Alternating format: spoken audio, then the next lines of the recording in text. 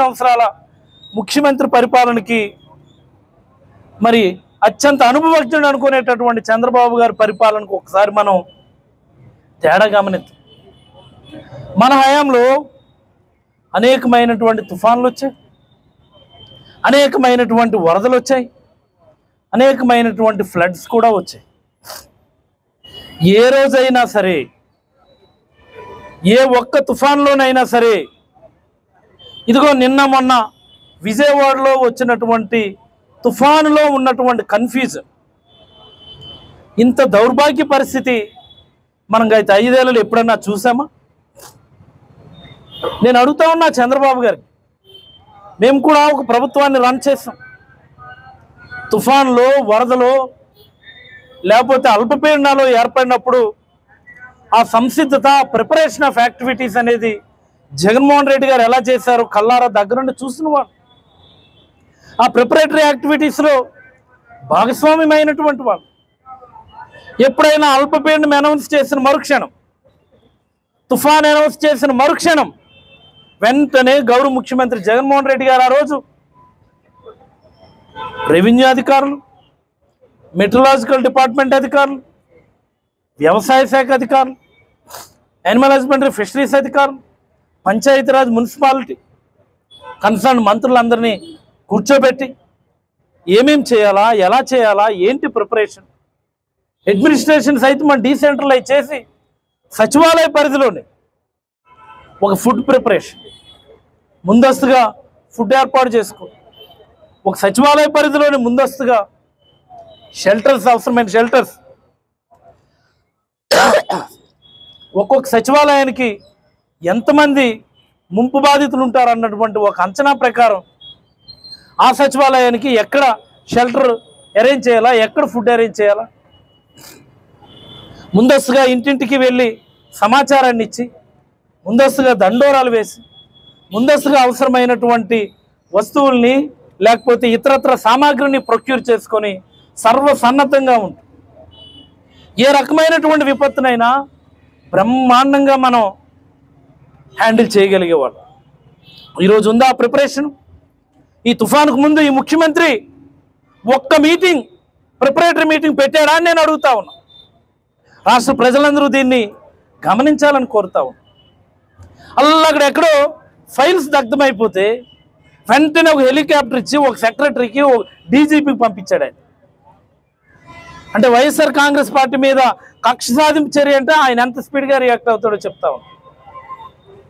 అక్కడ ఎక్కడో బొంబాయిలో ఉన్నదట ఒక సినీ నటి, ఓ మహానటి, ఆవిడ తీసుకురావడానికి ఒక ప్రత్యేకంగా టీంని ఇచ్చి పంపించాడు ఆయన, వైఎస్ఆర్ కాంగ్రెస్ పార్టీని లేకపోతే ఆ నాయకుల్ని ఇరికించడానికి. దాని మీద ఉన్న శ్రద్ధ ప్రజల మీద నీకు ఉందా అని నేను అడుగుతా ఉన్నా.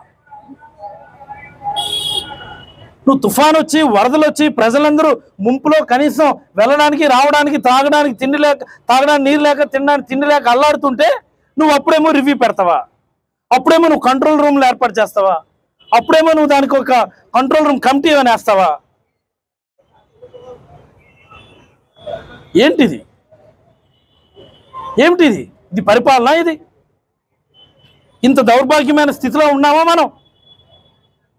ప్రతి 2000 మందికి ఓ 10 మంది ఎంప్లాయీస్ చొప్పున మన సచివాలయ ఉద్యోగులు ఉన్నారు. వాలంటీర్ల విషయం పక్కన పెడదామా, 10 మంది 11 మంది ఉద్యోగులు, 2000 మంది పాపులేషన్కి ఉద్యోగులు ఉన్నారు కదా. ఇచ్చావా ఇన్స్ట్రక్షన్ వాళ్ళకి? మీ 2000 పాపులేషన్కి అవసరమైనటువంటి అరేంజ్మెంట్స్ మీరు చేయండి అని ఇచ్చారా? రెవెన్యూ సెక్రటరీ ఇచ్చారా? రెవెన్యూ మంత్రి గారికి అసలు అవగాహన ఉందా? ఆ హోంమంత్రి గారు కనీసం పట్టుతుందా ఆవిడకి? మైక్ పట్టుకుంటే జగన్మోహన్ రెడ్డి గారు అది, జగన్మోహన్ రెడ్డి గారు ఇదని తిట్టడానికి నీకు మంత్రి పదవా? చెప్పండి ఇప్పుడు సమాధానం. అసంబద్ధమైనటువంటి ఆర్గనైజేషన్ చంద్రబాబు గారికి గుర్తుపెట్టుకోండి మీరు. కనీసం ప్రజలను అప్రమత్తం చేయకుండానే మొన్న నైట్ అర్ధరాత్రి మీరు బుడమేరు వాగుకు సంబంధించినటువంటి గేట్లు తెరవడం వల్ల ఈరోజు విజయవాడ పూర్తిగా మునిగిపోయింది. ఎవరు దీనికి రెస్పాన్సిబిలిటీ? చంద్రబాబు గారు అంటారు ఈ వరదంతా పూర్తయ్యే వరకు నేను ఇక్కడే ఉంటాను అని. నువ్వు ఇక్కడ ఉండకపోతే నీ ఇల్లు అక్కడ మునిగిపోతుంది. అక్కడ నువ్వు నీ ఇల్లు మునిగిపోద్ది కాబట్టి నేను అధికారులు అక్కడ ఉండనివ్వలేదు, నీకు ఆ బస్సులో ఉంచినారు. తెలీదా మాకు? వాళ్ళు అంటారు ప్రజలందరికీ అన్ని అందేంత వరకు నేను బస్సులోనే ఉంటాను. బస్సులోనే ఉండాలా? నీ ఇల్లు మునిగిపోతుంది. నీ కరకట్ట మీద ఇల్లు నది గర్భంలో కట్టారు. అది అక్రమమైన కట్టడం. అది ఇలాంటి అక్రమమైన కట్టడాల వల్ల ఈరోజు ఈ దుస్థితి వచ్చింది. ఇది మాకెవరికి తెలియదా? అదేదో గొప్పగా కలెక్టరేట్లోని ఈ రాత్రికి ముఖ్యమంత్రి బస, తప్పక నువ్వు బస చేస్తా ఉన్నావు. బస్సులోనే రాత్రంతా కూడా సమీక్షలు. నువ్వు ఉన్న అక్రమ కరకట్ట మీద అక్రమ కట్టడంలో ఉండడానికి అధికారులు ఒప్పుకోక నీ ఇల్లు మునిగిపోతుంది, మునిగిపోతే పరుగు పోతుంది నీకు చెప్పడం వల్ల నువ్వు చచ్చినట్టు నువ్వు బస్సులో ఉన్నావు. నీ చేతకానితనాన్ని, నీ బేలతనాన్ని కవర్ చేసుకోవడానికి నువ్వేమో అర్ధరాత్రి అనుకొని వీధుల్లో తిరుగుతా ఉన్నావు. నేను అడుగుతా ఉన్నా చంద్రబాబు గారికి, అయ్యా చంద్రబాబు గారు, మీ రోజంతా వీధుల్లో మీ వెనకాల కలెక్టర్ని వేసుకొని, మీ వెనకాల డిజాస్టర్ మేనేజ్మెంట్ కమిషనర్ని వేసుకొని, మీ వెనకాల CCLA సెక్రటరీని వేసుకొని, మీ వెనకాల ఇతరత్ర ఉన్నతాధికారులు అందరిని వేసుకొని నువ్వు వీధిలో రోజంతా తిరుగుతూ ఉంటే మరి అరేంజ్మెంట్స్ ఎవరు మానిటర్ చేస్తారు? ప్రజలకు అన్ని అందుతున్నాయో లేదో మానిటర్ చేసేది ఎవరు? రివ్యూ చేసేది ఎవరు? అత్యంత దీనమైనటువంటి స్థితిలో ఈ ప్రభుత్వం ఉందని నేనైతే చాలా బలంగా అభిప్రాయపడతాను. మరి ఎందుకనో చంద్రబాబు గారు గతంలో కూడా మీరు మొట్టమొదటిసారిగా ముఖ్యమంత్రి అయినప్పుడు, ఇప్పుడు 1998 నేను MBBS థర్డ్ ఇయర్లో ఉన్నాను. ఇక్కడెక్కడో ఒరిస్సాలో తుఫాన్ వస్తే మీరు పెద్ద ఎత్తున సాయం చేశారని ఇప్పుడు కూడా కథలుగా చెప్పుకుంటారు. ఉన్నది ఉన్నట్టు చెప్పుకోవాలి మనం. ఆ తర్వాత అనుభవం మీకు పెరిగే కొద్దీ మీలో నిర్లక్ష్యం ఎక్కువైందని నేనైతే అభిప్రాయపడతాను. హుదూద్ సమయంలో అంతే, ప్రిపరేషన్ జీరో. హుదూద్ సమయంలో ముందస్తు అరేంజ్మెంట్స్ జీరో. అంతా అయిన తర్వాత మీరు అక్కడ వెళ్ళి డ్రామాలు వేసి వచ్చారు. మాకు తెలుసది. తిత్లీ సమయంలో అంతే, ఇక్కడే మా ఊర్లోనే ల్యాండ్ స్లైడ్ అయింది. మాకెవరికైనా తెలుసా అంత తీవ్రంగా తుఫాన్ వస్తుందని? మీరు మాకు చెప్పారా? అప్పుడు అంతే, మీరు అంతా నాశనం అయిపోయి వల్లకట్ అయిపోయిన తర్వాత వచ్చి డ్రామాలు వేసి వెళ్ళిపోయి ఫ్లెక్సీలు పెట్టుకున్నారు. 3వ రోజుకి తిత్లీపై విజయం, తిత్లీపై విజయం. ఇప్పుడు కూడా పెడతారు అలాంటి ఫ్లెక్సీలు విజయవాడ మొత్తం. తుఫాన్ వస్తుందని కనీసం చెప్పారు ఎవరైనా? అల్పపీడనం అన్నారు, వర్షాలు పడతాయన్నారు. ఈ వర్షాలా? ఇది బీభత్సమా?